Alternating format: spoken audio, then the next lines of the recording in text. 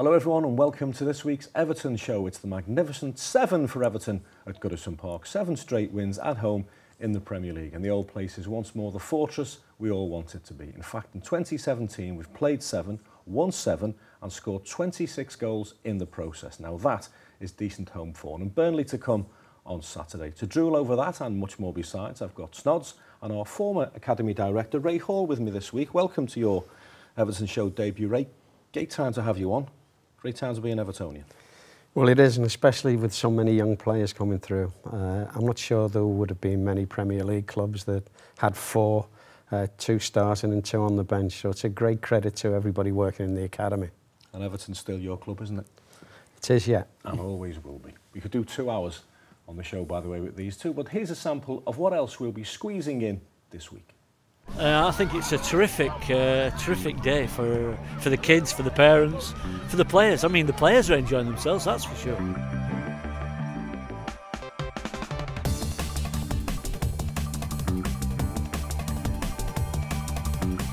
Yeah, let's go, lads.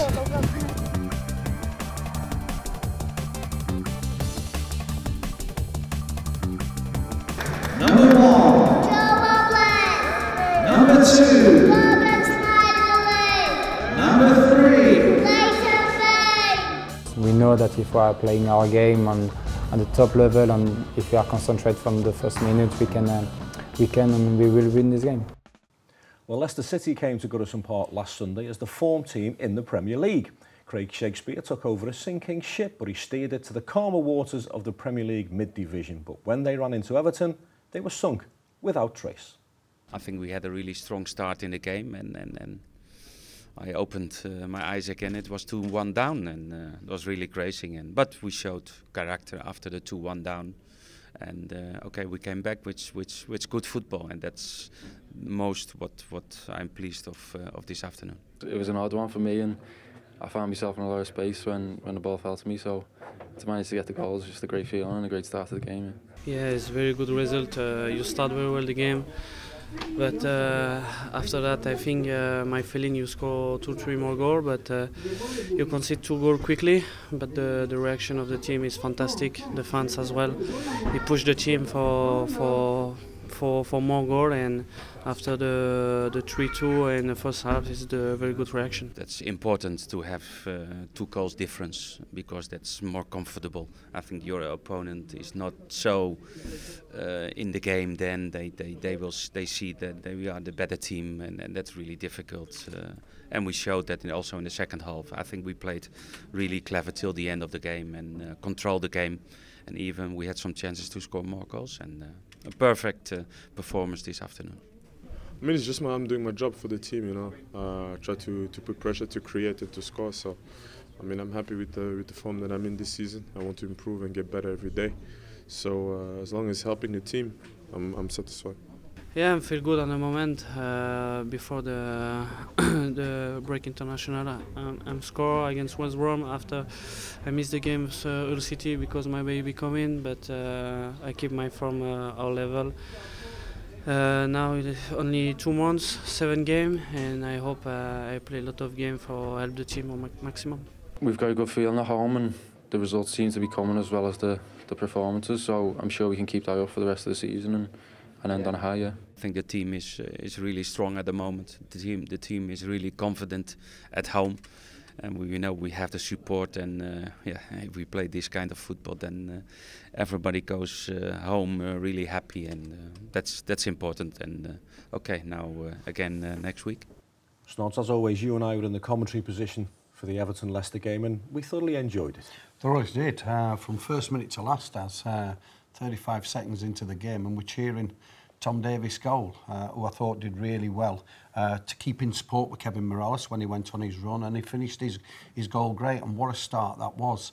And then after 10 minutes we find ourselves strangely 2-1 down, which quite incredible start to the game.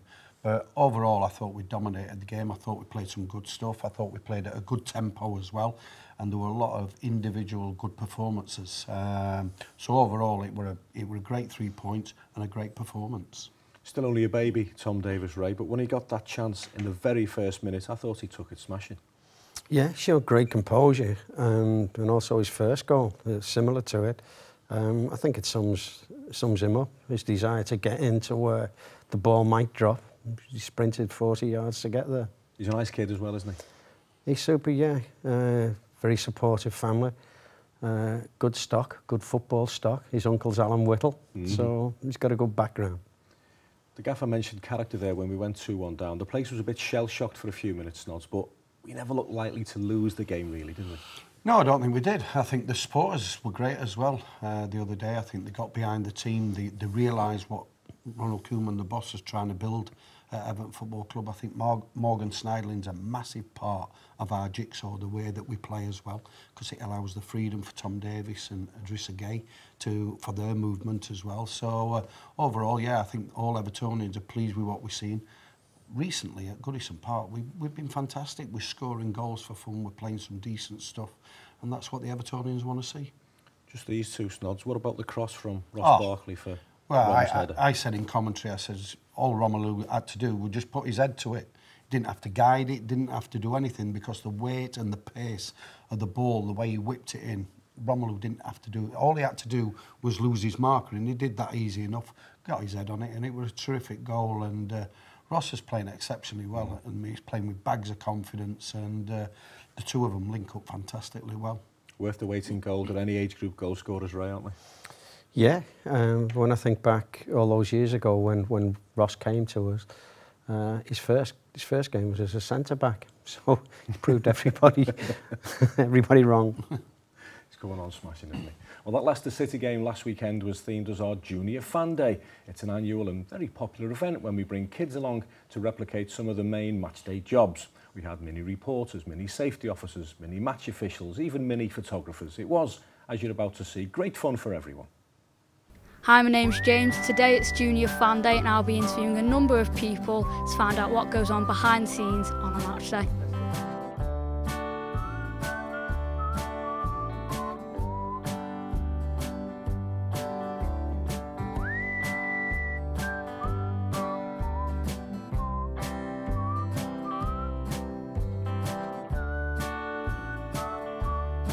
Number 1, Number 2, Number 3, Leighton Baines. I'm here with Dave, Head of Security in the control room. What does Operation Goodison exercise mean? It's a test. So if we ever had to evacuate the stadium because we had an emergency, we would call Operation Goodison. And whenever we just say Operation Goodison, not exercise, it means that we have to evacuate the stadium. What's the best part about being a coach for Everton? Screaming, shouting at all the players. I get to shout at all the players every day, and nobody tells me off.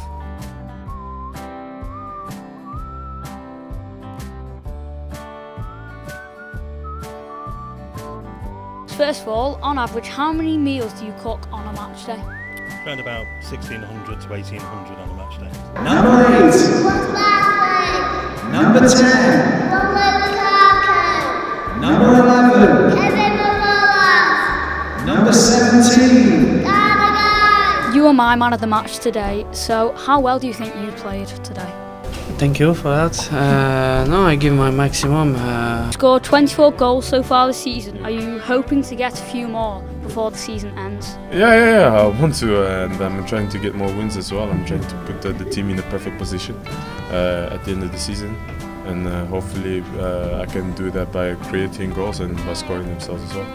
That's it from me today, so thank you. This is James signing off. Snods, this is little Elijah who we met on Saturday, 3 years of age, reading out the teams at Goodison Park. I couldn't have done that when I was 3. Absolutely incredible. I first came across him when somebody told me to look on YouTube. His dad was driving the car. He was sat in the seat, in the car seat, in the back, and his dad was shouting the numbers out, the squad numbers of it, and he came out with everyone absolutely perfect. And I thought, wow, how good is this boy? He was on the fan zone with me, Ray. You've got to catch the fans when they're young, haven't you? Well, they're the future of the club, aren't they? You know, I know the club do terrifically well in making the first experience that young players, spectators go to. And I think we've all been there, haven't we? What captured your first moment? I can still remember mine. Mine was in black and white. And that's it for part one. Coming up after a short break, we'll feature a terrific event at Finch Farm earlier this week, and we'll catch up with the under-23s as they edge ever closer to the Premier League 2 title.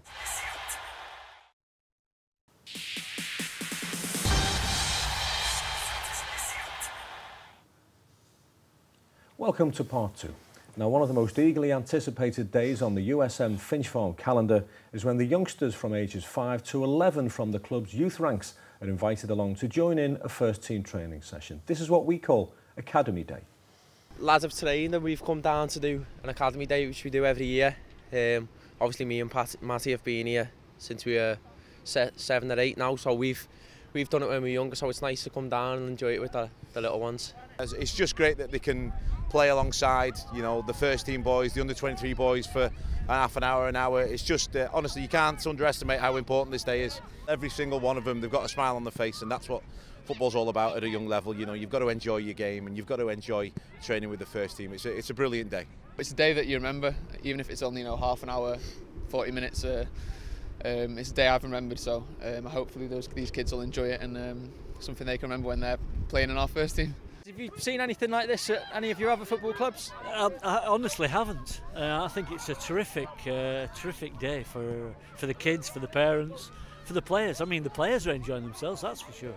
And you can see that there's one or two got very, very skillful kids out there.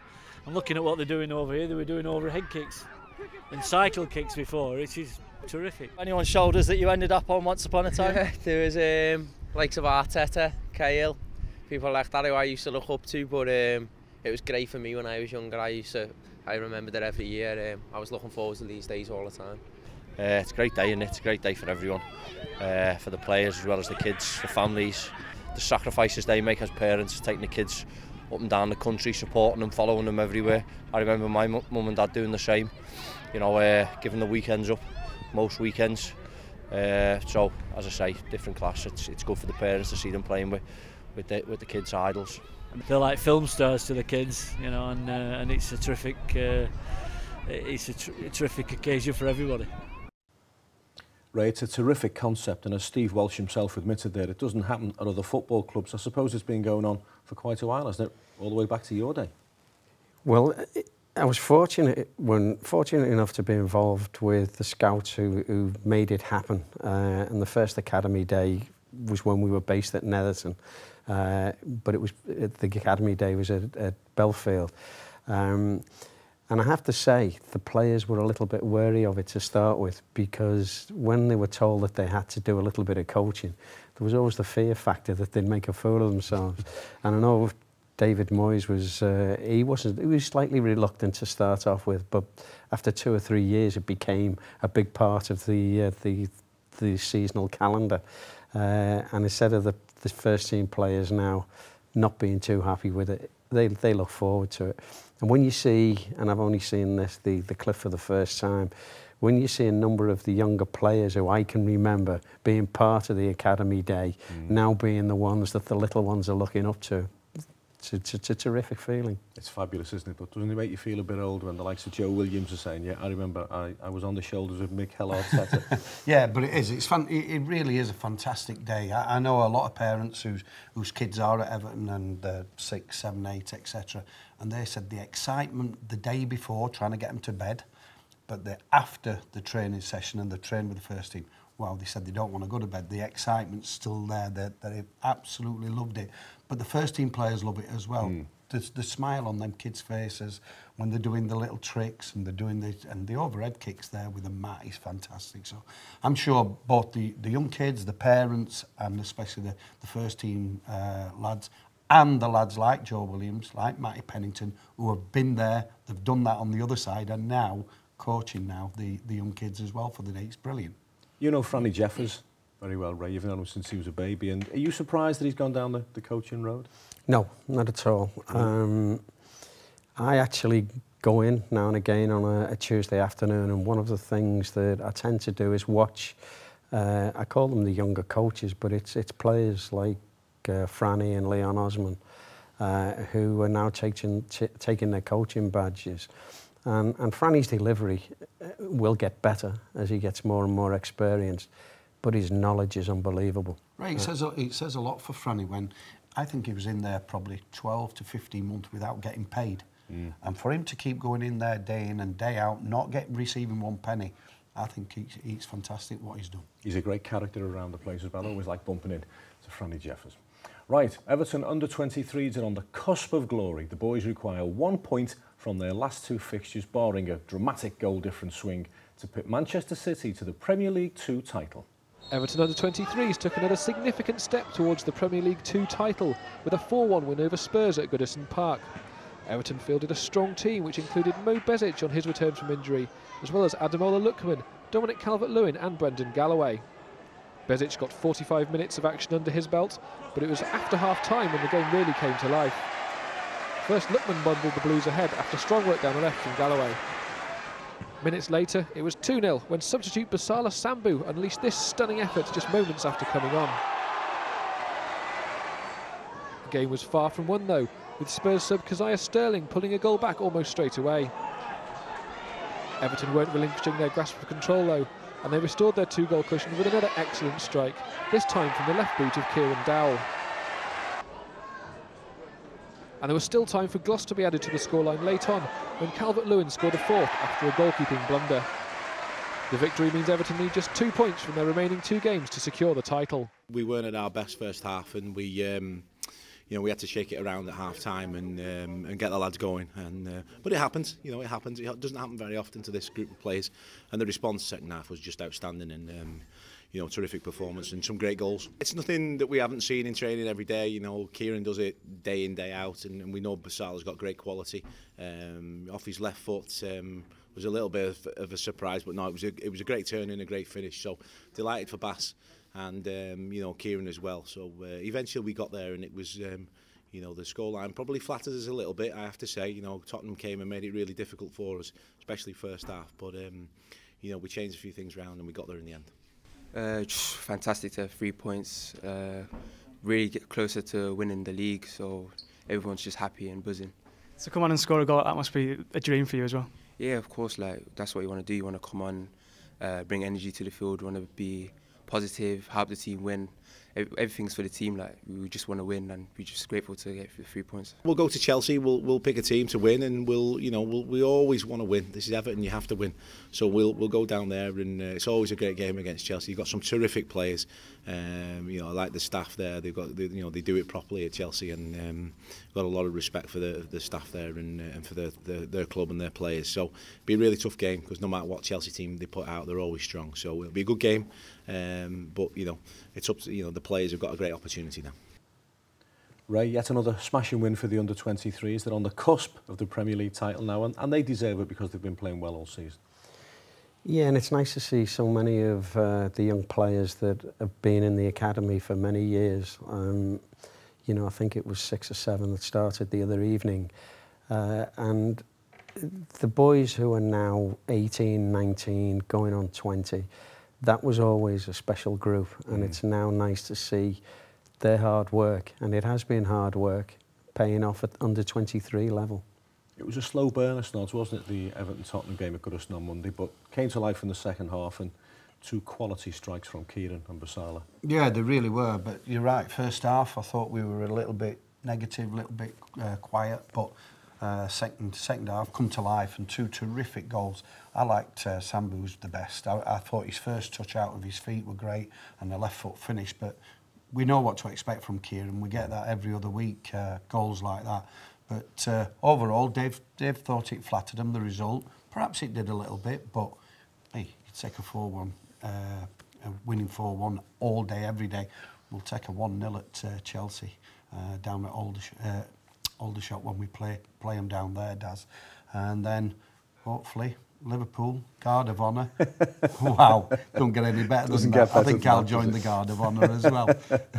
The key word at every academy, Ray, is development, but learning to win football matches has got to be part of the development, and winning the league as well gives you that winning mentality. Well, I think, the emphasis changes as the players get older. So what starts off at fun football at a very junior age group, there comes a time when winning is probably more important than development. And I think the players now in the under-23s are reaching that stage. It is now not only their performance that matters, but the result at the end of it. We always enjoy covering the games at Goodison Park, Snods. What we don't enjoy is the journey from pitch side to the upper gantry. And let me tell you, it's cold as well up there, but to go up to the upper Bullings, then up on the roof of that stand, wow, it's quite frightening. And Daz just stands up there taking pictures. I'm petrified. I'm holding on for shit, honestly. And he's there taking a picture. I'm going, Daz, please hurry up, get down there. But yeah, it's great. It's a great view from up there. I love doing the commentaries, really do, and especially when they win. He's fantastic. It is a great view, I have to say that. OK, it's half-time in this week's Everton show. Coming up in part 3, we'll show you what happened when Leighton Baines met a junior charity runner at USM Finch Farm. And we'll hear a lot more from Ray Hall, including the discovery and development of England's all-time record goal scorer.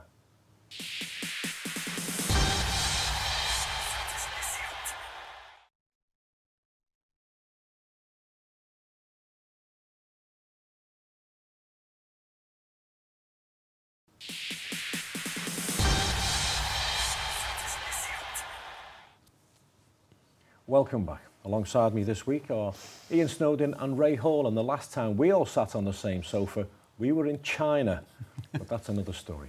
Let's talk young footballers and how we spot them and how we take them forward. Ray, what a fantastic picture that is there down at USM Finch Farm. You must take a lot of pride from that because you know all those boys. Well, just at the interval, I was looking at how many boys are actually local and signed with us at a young age.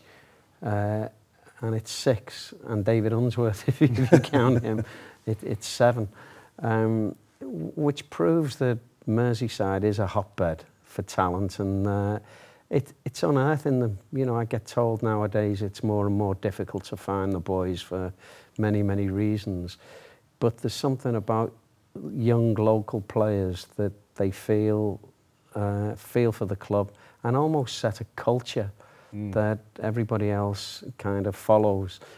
You know, anybody comes into the group, they know exactly, they're told exactly what's necessary to get where they want to be. And it's a terrific testimony to all of the hard work that goes on in the academy when you look at all of these, and they've all had some part to play in the first team. That's a terrific selling photograph for Everton Football Club because it shows that our pathway is illuminated a lot brighter than any other club. Really is, and we had a couple on the bench in Joe Williams and John Joe Kenny on Sunday as well. But what I like about Scousers is the mentality when they play football. They're driven. It's a working class background that they're from, basically. And I always said, if you get a couple of Yorkshiremen, a couple of Geordies, a few Scousers in your team, you don't go far wrong. And I wouldn't like to play against a team full of Scousers when I was 14, 15, 16-year-old, because I just think they're driven. I just think they're determined characters, and you can tell that with the number of players that are there. Yorkshire lads, Geordie lads and Scouts, you'd have a cracking night out as well, wouldn't you? I don't think there'd be much money spent, but especially from the Yorkshire side of it. But yeah, give me a team of them any day. Wayne Rooney is obviously the most famous academy graduate, England's all-time record goal scorer, Ray. When did you first encounter a tiny Wayne Rooney? Well, I hope I've got time enough to tell the tale, but it was a gentleman called Bob Pendleton who was a scout, still works part-time for the club. I get a phone call one afternoon, Ray, you need to come and see this boy on Sunday. He was playing for Coppelhouse Juniors, something like that, at the old Walton and Kirkdale fields on Long Lane. I turned up and it was like a who's who. There were that many scouts from all over, and this is an 8-year-old boy. I said to him, Bob, we need to sign him. Right, I'll bring him in on Monday. Get home, phone goes, he's going to Liverpool. I said, what do you mean? He said, well, he's got a trial at Liverpool. Anyway, I can't go into too much detail because I know a lot of people at Liverpool and I wouldn't be allowed in there again, but put it this way, he actually turned up in his Everton kit, wouldn't change it, and that night we signed him. Joe Rowe was the manager. Unfortunately, he was still at Belfield, So I called on John. I said, look, we need to sign this young boy. He's from Croxteth, local lad. And Joe's remarks, I think I'll always remember, he said, well, if you like the proper number 9, a proper Scouser number 9, you've got a hell of a future. And that was it. And the rest sort of fell into place. At every year that Wayne was asked to do something, you know, he would do it and he would get better. And every challenge that you set him, and that's what set him apart. A very shy boy, you know, when we went on tour, it was difficult to get him to eat and things like that. You know, you really had to coax him, but the stage was his, was the field. And it's interesting when you look at his pathway. David Moyes, when he first came to the club, asked me about who the best young players were. And I said, we've got a lad called Rooney, and he was 15. And he said, how good is he? I said, he's the best player in the club. And I think the players now have moved on, so I can say that now. I said, he's the best player in the club. He went, what? He said, he's only 15. So I said, no, he's the best player. Anyway, a year or so later, he said, you were right. Didn't believe it at the time. But at 16, he was the best player in our team. At 17, he was the best player in England, I would say. And I used to go and watch tournaments abroad, and he was certainly the best young player in Europe. Whether he was in the world, I don't know. And his records, whatever records been in front of him, it's been a challenge that he's overcome. It's a big ask, isn't it, for anyone to follow him through the academy, because he is an exception. You can't follow him. You really can't. He was an exceptional talent, as Ray said. I remember Colin Harvey saying to me, I went to Belfield to watch a game. We were 14-year-old, and they were playing in the under-18s. Colin Harvey turned around to me. I said, Colin, have we got anybody special? Have we got anybody coming through? He went, just watch the game, and in 10 minutes you'll be able to tell me there's one special player on there. He picked up a ball. He was playing centre forward against Sheffield Wednesday under-18s. He picked up a ball, turned, looked up, and he chipped the keeper, who was 6'5", by the way. Chipped him, who was stood on his 6-yard line, and hit the crossbar. And I just looked from one side. I shouted over, Colin, and he just put his thumb up to me. He went, that's him. That's the one. Founded by the Everton Academy. Absolutely fantastic. Plenty more to come from Ray and Snods in this section of the programme, but we'll make our way to USM Finch Farm next, where Leighton Baines ran a mile with 10-year-old George from St Helens on Wednesday of this week, a young brother who is fundraising for the wonderful Alderhay Children's Hospital. Just have a look at this. Yeah, let's go, lads. We've been running a mile today. Not the first mile these boys have done. Was it 42 miles they've clocked up individually so far. Well, it started as it was George's idea to start the run with George. He wanted to do something for Alderhay as a thank you for saving his brother's life, because James was in a coma when he was a month old, and he was in a coma for 5 days in Alderhay. So George lived through that, and it really affected him. So he's always been looking for something he could do to repay the favour. Well, it's more than favour. The miracle they gave to James. And I think what George wanted to do then was run a mile for every month that you've been able to spend with your brother. Yeah, because Alderhay saved his life, so I'm doing a little bit of a thank you, and so they can buy new equipment for saving other lives. We think by the end of this month, with a couple of donations that are coming in, we'll have got to about £25,000. And what we want to do is, I've spoken to the hospital, and we're looking to present, I think it'll be 3 intensive care cots, which is exactly what James was in when he was at the hospital. And they've seen what an amazing job the hospital have done and what they've done for him, for his brother, for the family, and you know they want to give a bit back, and you know they're not just going the extra mile. You know it's 80-some miles now, so that they're trying to get to, and you know raised already quite a bit of money with the hope of getting more. And I think it's an amazing thing, and I'm sure the hospital will benefit from it greatly. The names that have come forward to help George so far have been incredible. We started with John Wilkin from Saints, and Fran Halsall, Olympic swimmer, Beth Tweddle, and the list goes on.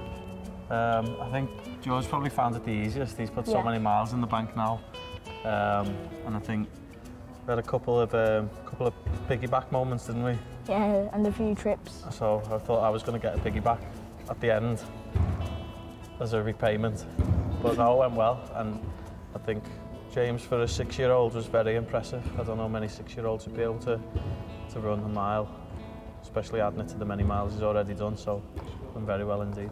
Last bit. Come on. Don't leave him hanging.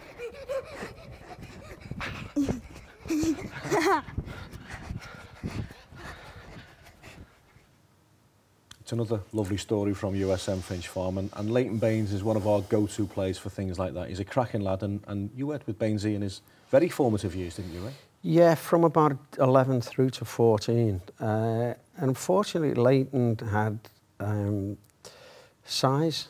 You know, you looked at it and thought, you know, maybe he's on the small side, but it was more to do, he left us, it was more to do with the competition he had in front of him. You know, he had Michael Ball, Unzi, all young players, all playing in the same position. But I think the education and development that he got at Everton stood us in good stead that when we wanted to go and get him, he was delighted to come back. Right, it must be the hardest thing in football when you see kids at 14, 16 and think, are they going to be good enough? Because some of them don't really develop now till perhaps 21-year-old. They don't mature as young men. So it must be hard for you to think, no, he's not good enough at that age, or we can see him going to be a man, a player at 21. That must be the hardest thing in football. It is, and recently I did a presentation on talent identification, and the ones that stand out are really easy, to tick. Yeah. The ones that stand out because, you know, maybe they're never ever going to get over the line, that's easy. It's the bit in the middle, and I think that's... I actually do some work now for a non-league club, and there are a number of players that I've come across who I'm thinking, because they've left the club, they're hungry and determined to prove people wrong. And so some of them have got a great attitude and might come back. It's a fascinating subject, it really is. I told you we could do 2 hours, didn't I?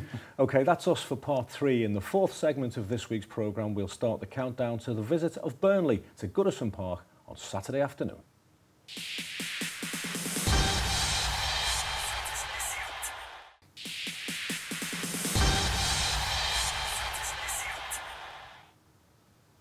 Welcome back.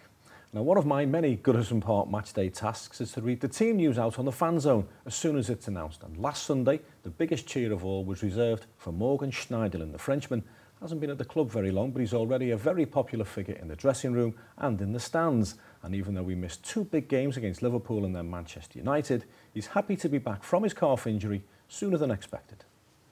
It was let's say the best possible injury that I could have. You know, it was a grade 1 and everything, so it would keep me out for 3-4 weeks, and after 2 weeks I felt already great, and I was trying to push, you know, the medical staff and everything, but they were very cautious and they were telling me to be careful because I could feel good, but the injury was not healing properly, so even if I wanted to play those games, it was not the right thing to do. So yes, thanks to them to get me back to my feet as healthy as possible, and today I feel great, even if I missed Liverpool, which is a derby, and I was looking forward to this one, and Manchester, of course, to go back there and to help my team to win.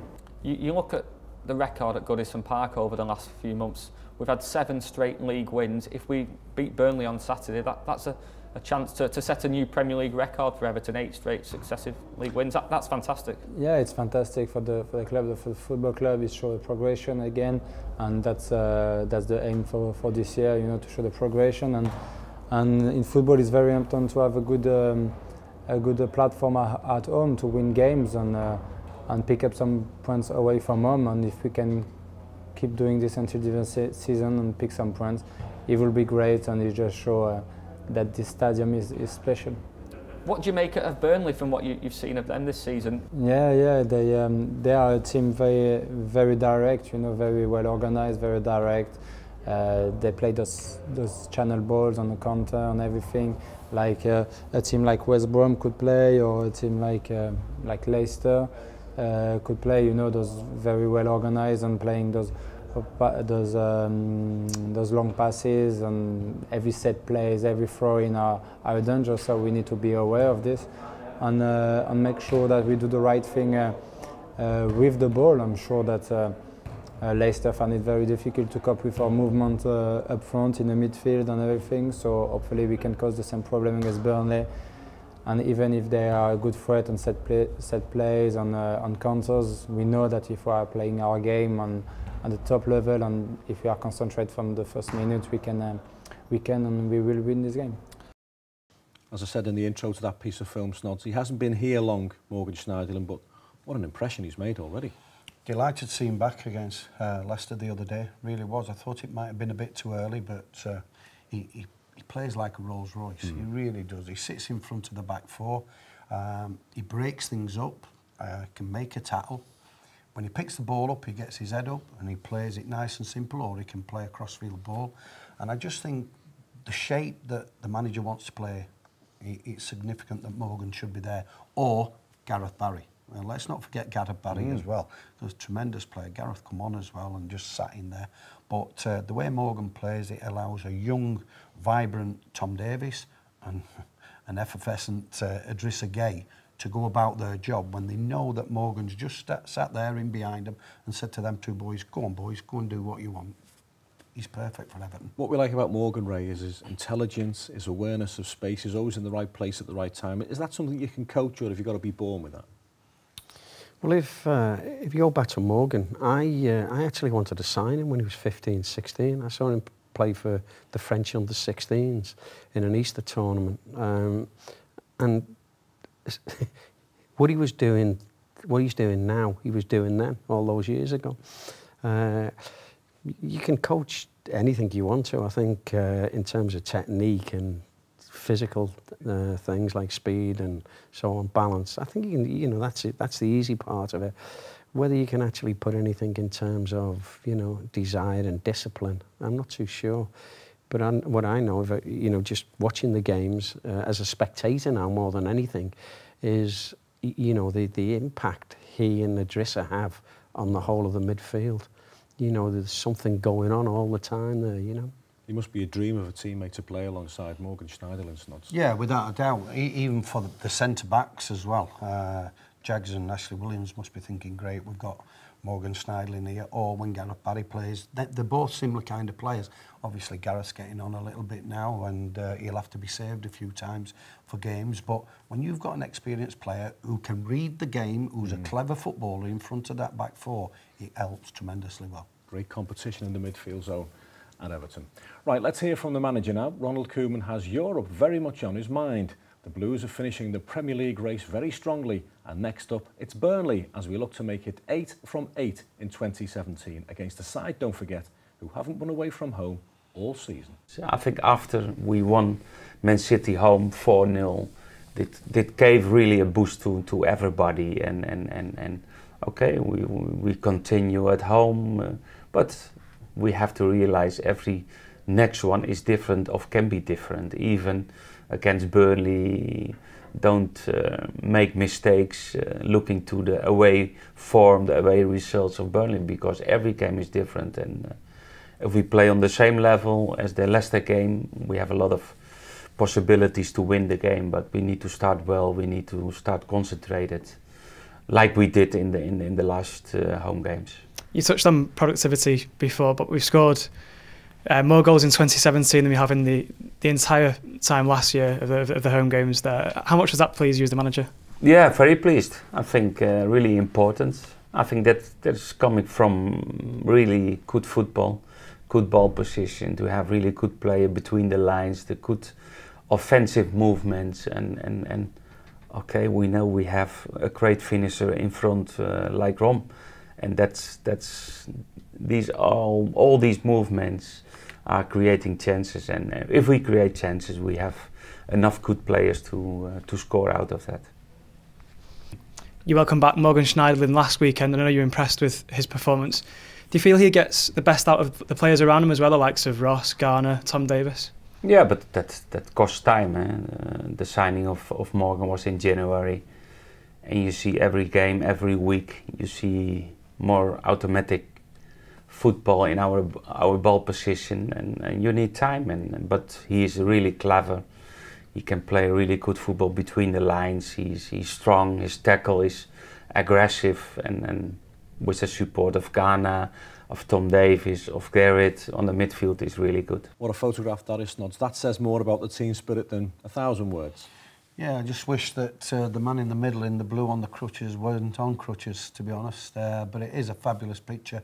Spoke to Jags the other night, who said they went across and Seamus was in great spirits. He's got a great family around him. Said it was bitterly cold as well, by the way, when they took that picture. But yeah, they're looking forward to seeing Seamus back at the club, and hopefully his rehabilitation will be perfect. Snods has just touched on family support there, right? It's important at that level. Seamus is an international footballer, but it must be essential for a young academy player. Well, when Seamus came over from Ireland when he was 17, we were quite prepared to let him stay in a hotel and look after himself. And he said no. He said he wanted to go into our youth hostel, as it was then, to get to know the feel of the club, to get to know the young players, to get to know what it was all about. And he almost became like another member of staff for us while he was there. He's a lovely lad, lovely player. We're going to miss him, but we still should have enough to beat Burnley, Snods. Yeah, I would like to think so. Don't like the saying that Burnley haven't won away. I really don't like that. Shouldn't have said that. No, you shouldn't have said that. But it's there on paper. They haven't won an away game. We're playing fantastically well at Goodison. Make it difficult for every team that come there. So I'm looking forward to another victory. I'd be lying if I didn't say I expect all 3 points, because I'm sure the team do, the manager does, the expectation of the fans do. So yeah, I think we're going to pick another 3 points up Saturday afternoon. European football is there for the taking, right? And you know from your time at the club, everybody associated with Everton Football Club, on and off the field, loves being in Europe. Yeah, and for different reasons. You know, as far as the academy was concerned, it was a great vehicle for youngsters to be blooded. So I remember the night when we played Bate Borisov. Yeah. And I think we had 9 started and 11 finished the game, or 10 finished the game. And players got a lot from that, playing at Goodison in front of 25, 30,000, whatever it was. So it's a great grounding that they can get, and if they get the opportunity, they can then show the manager how they can move on to the next stage. We all enjoyed Europe, didn't we? Thoroughly enjoyed it, but that's another story. Just 6 games to go now. Goodness me, the seasons fly as you get older. Doesn't seem that long since me and Snods made the long and winding journey to MK Dons for a summer friendly. And by the way, well done to all of you who took our advice on last week's show and backed one for Arthur to win the National. We're not just a footy programme, are we? Full commentary of Everton Burnley will be on evertonfc.com on Saturday, and you can follow the game and all the build-up across our social media platforms as well. My thanks to Snods and to Ray Hall for joining us. I've enjoyed it. We've enjoyed your company as well. We always do. Join us next week for another Everton show.